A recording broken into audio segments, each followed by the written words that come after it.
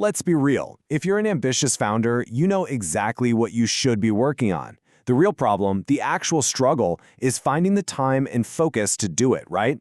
So today, we're going to break down the hidden system that's holding you back and give you a new one that actually moves you forward. All right, let's get into it. I mean, this is the question, isn't it? It's the one that kind of haunts you.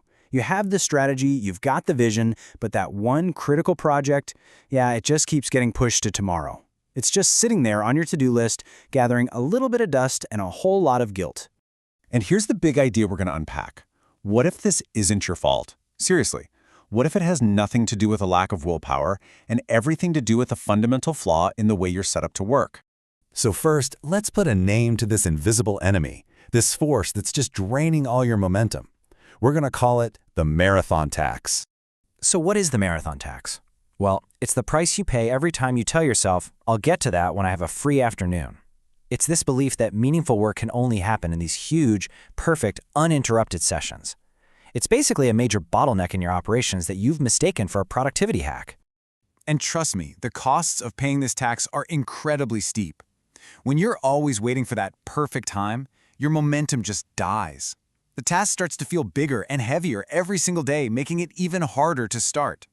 So projects stall out, and you burn so much mental energy just deciding when you'll finally have enough time. That's a classic case of decision fatigue right there. So you see, the whole thing isn't a failure of your ability to execute.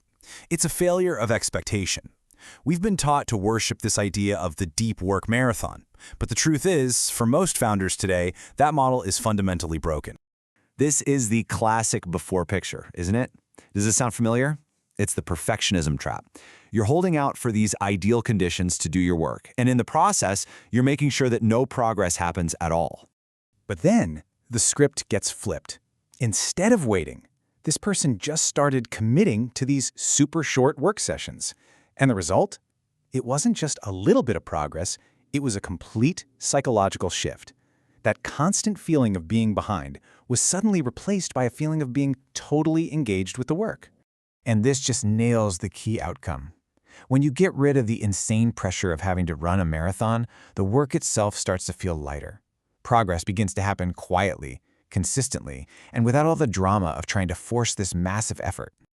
Okay, so if the marathon model is broken, what do we replace it with? Let's dive into the new architecture. It's a system that's both simple and incredibly powerful, and it's called the 10-minute return protocol. And this slide right here, this is the entire game-changing shift. The old goal was all about holding your attention for hours on end, a super high-pressure game. The new goal is way simpler. It's all about increasing the frequency of your return. It's not about how long you can stay focused. It's about how often you come back. Now, the protocol itself is beautifully simple. First, you just pick one thing, your top priority. Second, you set a timer for only 10 minutes. That's it. Third, for those 10 minutes, you give it your complete, undivided attention, no multitasking. And fourth, you stop. You walk away with the plan to simply return to it later. That's the whole playbook. And here's the secret to why this works so well. Every 10-minute session you do lowers that mental wall of resistance. You're basically teaching your brain, hey, this task isn't scary. It's actually pretty easy. So every time you come back to it, you're not trying to start a cold engine from scratch. You're picking up a thread that's still warm. So when you start chaining these short sessions together, you're not just chipping away at some big task anymore. No, you're building something way more valuable. You're building your very own reliable engine for focus. This quote just says it all, doesn't it? Real sustainable momentum, the kind that actually lasts. It isn't born from brute force or some heroic all-nighter. It grows organically from the simple, quiet act of repetition. I want this to sink in for a second. Every single time you finish a 10-minute session, you are making progress. It might not feel like the earth is moving, but you are laying another brick. You're not playing catch-up anymore. You're building. Quietly, but very, very powerfully. So really, there's only one question left. What's it going to be? What is that one single priority you're going to return to for just 10 minutes sometime later today?